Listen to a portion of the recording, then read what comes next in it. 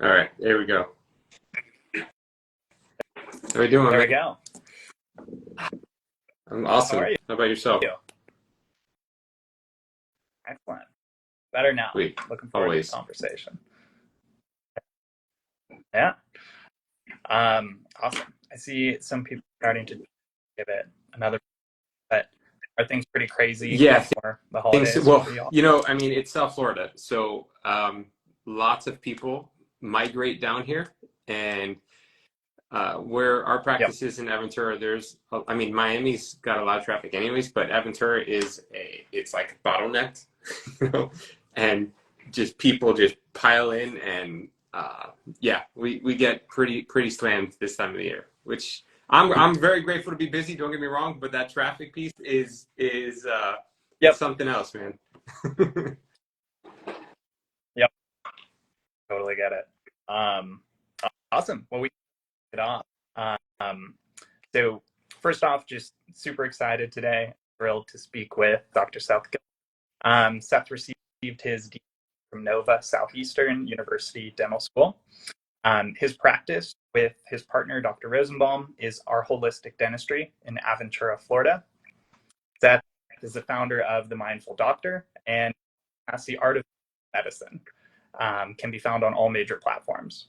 I had the pleasure recently of joining you on there, and I highly recommend everybody check out some incredible content and conversations there, as well as www.mindful.doctor, with my personal favorite recipes section, but I know there's tons of great content on here. So thanks so much, man. Again, I appreciate you having me on here, and I'm always happy to partner with you guys.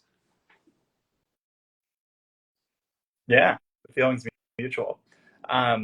So I guess as a starting point, you know, one of the things I've loved about getting to know you and just from our conversations really is your background and your story. So I guess just to kick it off, tell me a bit about what attracted you to medicine, specifically oral health. So as you know, it's a long story, but long story short, my focus when I was younger was actually to become a professional soccer player. So I know you know this, but through whirlwinds of things that and injuries and stuff, I wound up finding myself focusing on medicine. And my background comes from really my mom. She's an ICU nurse since kind of before I was born. So I've always been surrounded by medicine. And I was really like biology and math. I was just good with math and science. So it was just a kind of like a natural gravitation for me.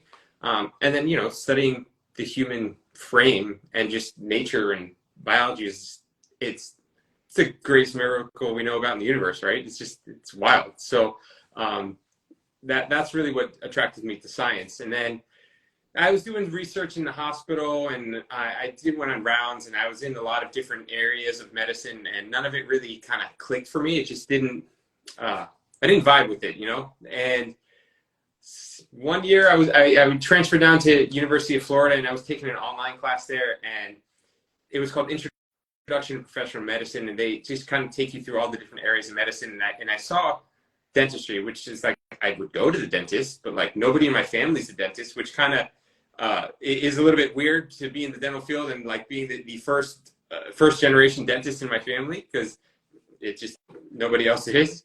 But it intrigued me because I enjoy medicine and helping people. And I, like I said, I love the human frame and studying the body, but I never really looked at the mouth, and like, it's like an architectural and art kind of template, you know? And I always was really attracted to art and really appreciated that. And in soccer, I was goalie, so I always got to use my hands. So I really like interacting with my hands and interacting with people and the art side of it. So that was something that always really that initially attracted me to it. And kind of as things have gone on, and our motto at the office really is health starts in your mouth. So that's really ultimately what I came to realize. That's awesome. And yeah, like I said, I always love that story, and I think that's a great mentality to be bringing into the conversation, and definitely want to touch back on that point of good health starts with a healthy mouth. You know, one of the things talked about a lot too, but with uh, the mindful doctor, mindfulness is integrated very heavily in your approach and your practice. I would love to just hear from you. What does mindfulness mean to you, and how has it really helped shape your Yeah, approach? it's a fun question, right? I mean, I always ask this question on my podcast, so I know it's going to come back to me, and right, Yep. naturally, and it's Yep. to me, it's an evolving understanding of what mindfulness actually is, and this is really it's really like an ancient practice, right? So as I realize it currently, and I'm always kind of evolving my understanding of this term, which is why I love talking about it, and I always ask people whenever I interview them because I want to hear different perspectives because I'm trying to take things from everybody else and kind of make sense of it and have conversations like this about it, and then you make new realizations maybe. So my current state of understanding is really that it rather than it just being awareness of our surroundings, which is the way I really hear a lot of people describe it. For me, it's more of a state of being, mindfulness, and um, it's for me. It starts really by getting to know myself first, and that's through meditation, my yoga practice, things like that I've kind of developed over the years, and as I get to know myself better, I realize how I can get to know other people and other situations better, right? It's like I just hear a lot of people describing mindfulness as this external awareness, but for me, it's more of an internal awareness. And that's just it starts for me within. I love that. And I always love hearing you speak about it. So want to make sure we share it with everyone here. And I guess with that, starting with that introspection and really just that consciousness, um, how do you feel that apply? Feel we could better apply that type of mentality or that approach to oral health and Well, I broader mean, medicine? if anybody in medicine should, if they're paying attention, know this, but many people outside of medicine also know that burnout is a really big problem in medicine, and it's gotten a little bit better over the past, I'd say 3 to 5 years, something like that. But we're just not, well, we're certainly not taught in schools, medical schools or anything like that, or any other like higher level education that about how to create a better understanding and awareness of ourselves, right? Because like I said, like my understanding is I can't get to know you really well on a deeper level, and I'm trying to understand you if I have a very limited understanding or awareness of myself. So the deeper we get to know ourselves and the more compassion we have for ourselves and the processes and the things that we're in, the more compassion we can have for our patients. And I mean, a lot of what I do and what we do at the office, is about education. And, I repeat myself a lot. I mean, because it's like not everybody, I know the average person isn't nerding out on teeth and oral health stuff. So I have to go through these things and to be patient, to have compassion for people. And that's my role. My role is predominantly an educator.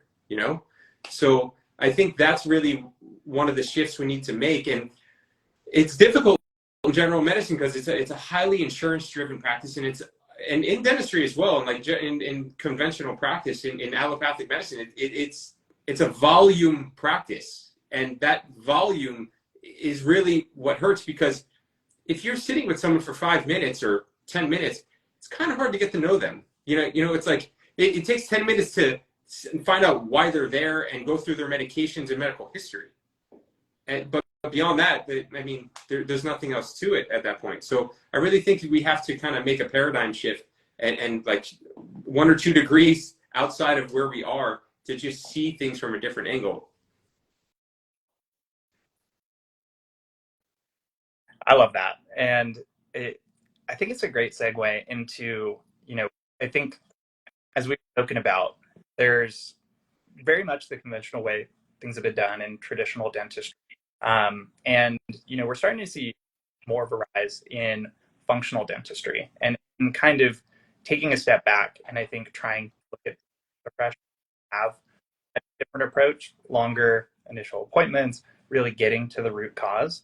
And I would just love to hear from you, for people who aren't aware of this potential shift that might be happening or that started embracing, how would you delineate between, more of like a functional dental practice versus something that's more traditional? Well, I mean, functional dentistry and biological dentistry, there's a lot of differences, obviously, right? But I would say for me in functional medicine, this applies to dentistry and general medicine, that the premise of functional medicine is to restore balance and function in the system. And you said it, I mean, it's root cause medicine.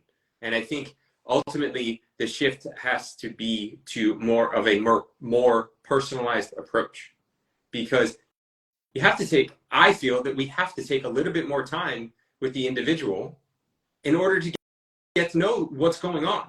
And that personalized approach is absolutely critical to be able to do that. So restoring balance and function, and ultimately, like you said, the root cause, instead of just, okay, what's going on? Okay, you have gum disease. Okay, you have a cavity. You have an infection, whatever. So, okay, you have these things, great. Now let's go to the next layer and ask why. And it's really the why that makes the big difference. And that's really where the shift comes in. It's just a little bit of 1 degree of perspective shift from what to why, and that changes a whole lot.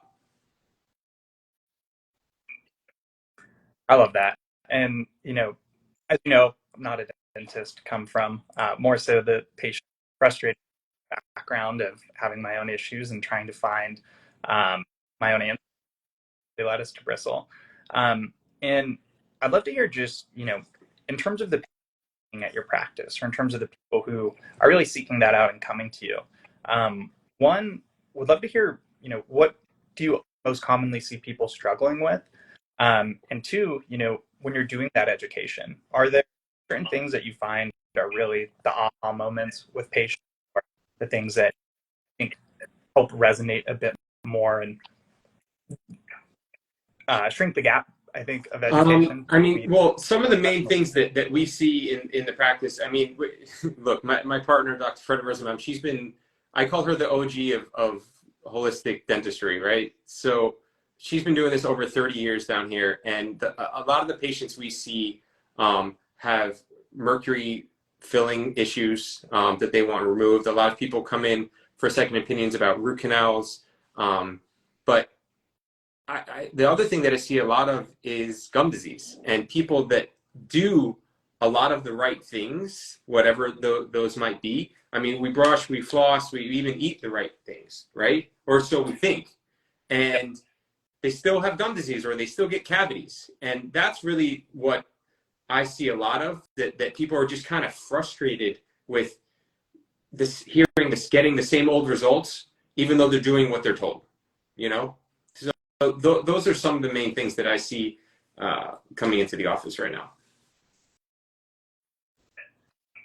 Got it.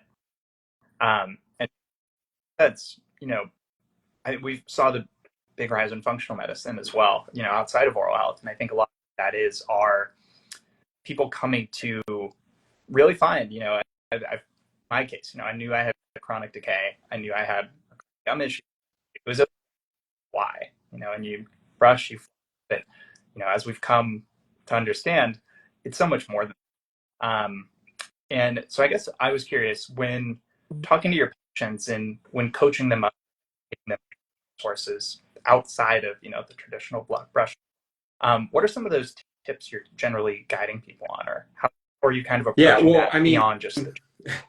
Well, just the things you said, like the brushing and flossing. First of all, I'm making sure they're doing those things correctly, because most people just haven't been shown, and that there is a right way to floss. Yes, I know that's like a weird thing to hear, but ultimately, foundationally, the thing for me is nutrition.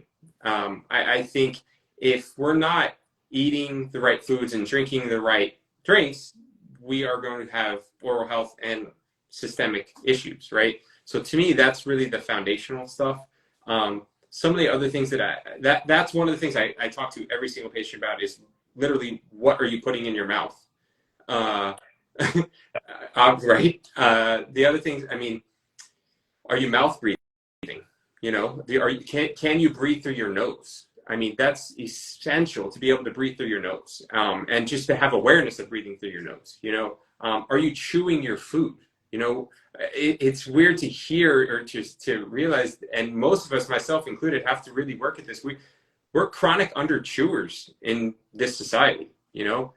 So these are just some of the extras, so to speak, that I have conversations with people about that you don't really necessarily think about. Like that mouth breathing is probably one of the most common causes for cavities because of the shifts that it causes in the oral microbiome.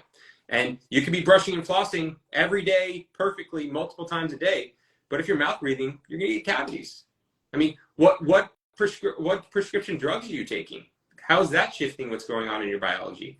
And again, the foods that you eat, I mean, that's really, I can't stress enough, just what we put in our mouth impacts what's going on in our mouth. And it sounds so intuitive, I think, once you get the grasp of it, but I couldn't resonate more with really having to stress that foundational piece. Find I was brushing wrong, I had been flossing wrong. These things that you kind of just put on autopilot because you assume what it is. And I think one of the things we kind of bristle at, and personally so rewarding, is when patients realize there's so many more tools at their disposal, or there's all these different things that can also be impacting their oral health.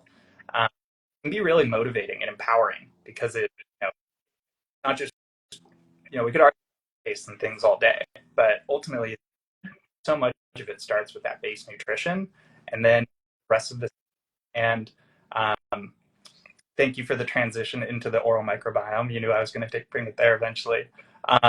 And you've talked about restoring balance in systems and the microbiome. I'd love to hear just about how you think about the microbiome, both in terms of oral health understanding. When you're talking to patients about health and care, is that something you're talking about, or how do you really address the oral microbiome? The first thing I do is I ask if they've heard the term microbiome before, and just to briefly mention what the microbiome is for anybody that doesn't know. I mean, it's really, we have a bunch of different systems throughout our body, right? Whether it's the lower gut, the mouth, the brain, the heart, the lungs, each of these systems have their own microbiome. And specifically what that is all the microbes that make up that system. It's the bacteria, the fungus, the fungi, or all of the microbes, and the mouth is just the first part of the gut. And what we've started to realize over the last decade is that our gut health impacts just about every other system in the body. It impacts our cardiovascular system, neurological system, our immune system. I mean, just everything going on. I mean, it's one of the biggest things that I'm a huge suspect of gut dysbiosis being one of the main causes for autoimmune diseases, because really when we call something an autoimmune disease, that just means we don't know what it is. And it's like, well, okay, so that comes back to not just the what, but the why, and ultimately when it comes to the microbiome, there's a few things that like balance and function. That's really what it comes down to again. You want to have a proper balance of the different microbes, which is why I love bristle. And you want to have the proper amount of diversity of these different microbes, because you can have too little, you can have too much of certain microbes. There's even quote unquote good bugs that you can have too much of, and it brings you into a dysbiotic state. So this is some of the things that we're learning about. And I just, again, this is why I love Bristol taking what I feel is a lead and kind of revolutionizing how we see the oral and the rest of the gut microbiomes, because you're not just looking for a few different bacteria that cause A, B, and C issues, but you're looking at the overall plane and seeing all the different players in there. So that's some of the things that I do to talk to patients about. That's incredible. And again, I think it comes back to the of we're jumping the gun on everything with the microbiome. really doing that upfront education of, when I say this word over and over again, is it even going to resonate? But yeah, thank you. That was a really awesome explanation. And I know you, you went through the Bristol experience recently. Can you talk a bit about just how that was actually going through Yeah, that I mean, testing experience yourself? honestly, and I told you this before, like after I did it, I think that my favorite part is the interface. It's just very user friendly. Like, you don't have to be a dentist to understand what's being said here. You know, the test. I mean, you get it mailed to your house, so that's it doesn't get more convenient than that. I mean, there's a little vial that with a little funnel that you just spit into, and you close the vial and you ship it back. That, I mean, it's extremely easy. And then in a couple weeks, you guys do your lab stuff, and then it's uploaded onto the profile online, and it's great. It's extremely, like I said, it's extremely user friendly. I mean, it's got bright colors and different charts and things like that are really easy to use. I had a feeling we were going to talk about this, so I brought up the computer, and you can kind of see, like, there's just really Oh, easy charts to understand. It's like low, moderate, severe, and then you say right here where it's low. It gives a score out of 10. It gives a kind of like a definition of what it's tooth decay or halitosis or gum disease, and then there's an area where you can click here, and it gives you more information based off what you have. And the fact that you guys also give recommendations, it's not like, okay, these are the bugs that you have in your mouth, go figure it out. You know, it's like you actually give actionable items and like things that people can immediately change, like whether it's supplements to take, probiotics, like oral probiotics to take, or just the foods that that particular person should be eating more of. And I think that's really a game changer because I don't know of anything else like it.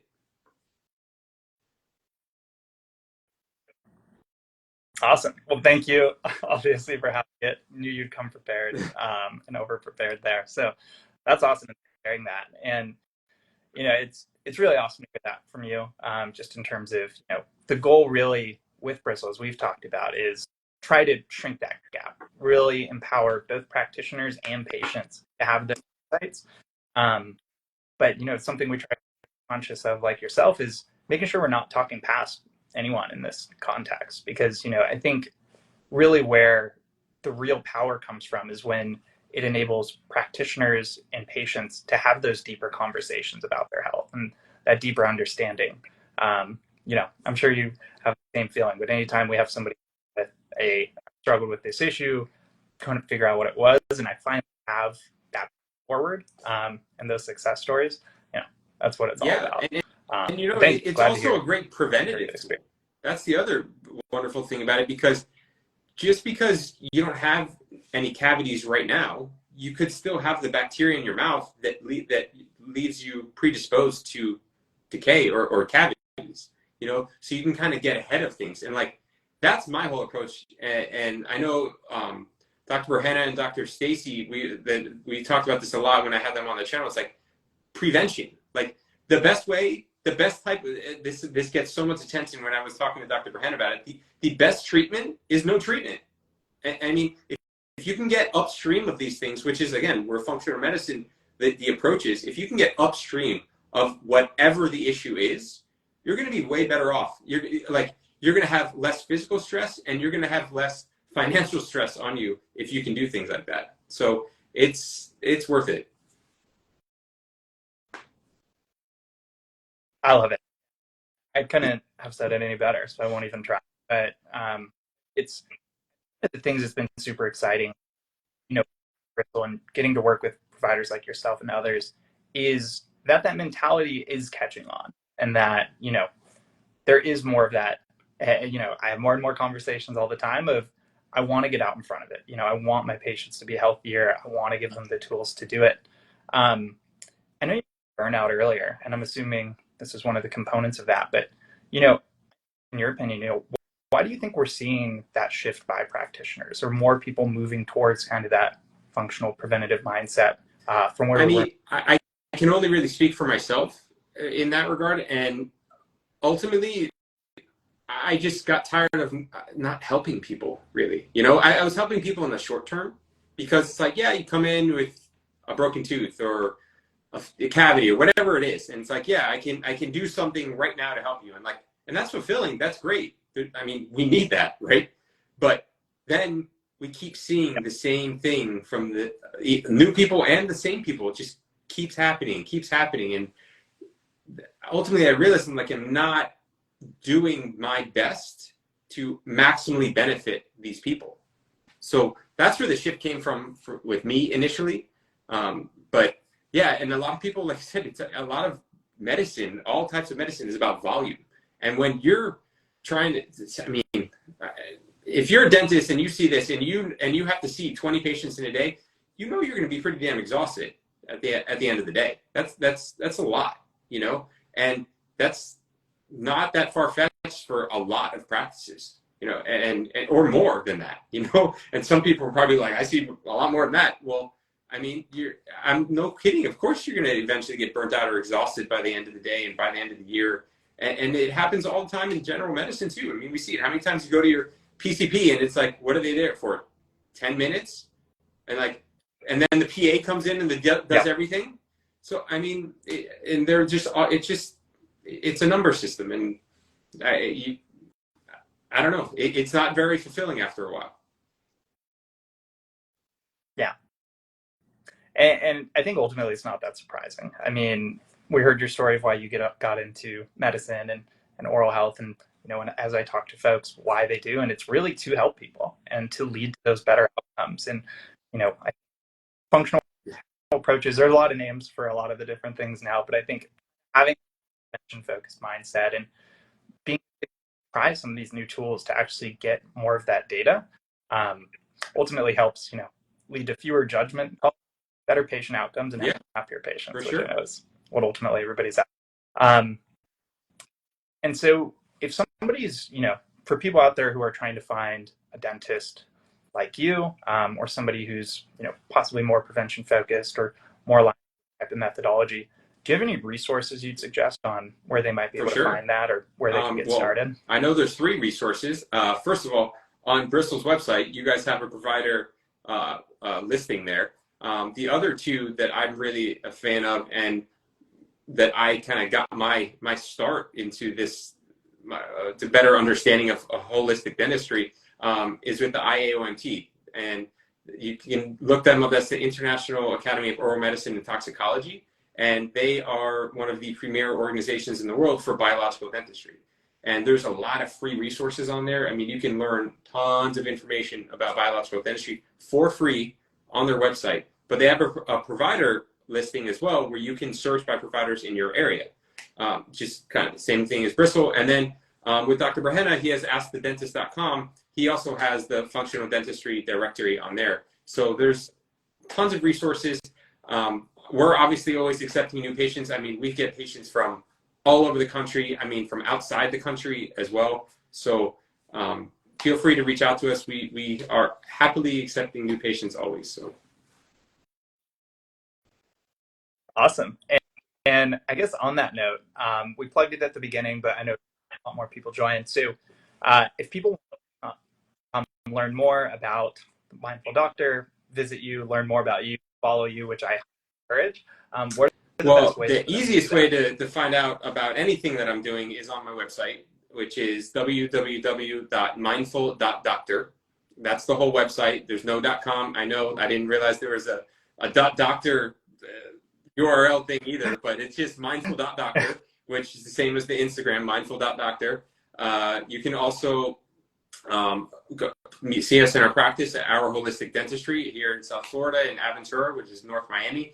You can get there, again, through the website. And the podcast is a great way to find out about what I'm doing, who I'm talking to, and all these fun things. And it's really just, it's free information, guys and girls. You know, it's me just trying to reach out to practitioners who have seen life and medicine through a different lens. And it's not just doctors, you know, I mean, there's nurses, there's there's for all different types of functional medicine practitioners, yoga teachers, Ayurvedic doctors. So, I mean, I'm trying to get a lot of different perspectives so people can hear and see things from different ways of thinking and different schools of thought. So, because that's how we find the truth, right? When you get all these different perspectives and you kind of put this mishmash together, and you can start to get a better understanding of really what's going on. So it's a great resource, and it's called The Art of Mindful Medicine. It's on all the podcast platforms: YouTube, Spotify, Apple, all the things. Perfect. That seems like a great note to end on. So thanks so much again, Seth. Really appreciate it. Again, be sure to go check out all the incredible educational and in-depth content you put out through all your different platforms. And yeah, thanks so much again for the work you're doing. I knew it would be an incredible conversation. Definitely didn't disappoint. Yeah, Brian, Thanks again, appreciate and you, my talk man. to you soon. Have a great night. Thanks. You too.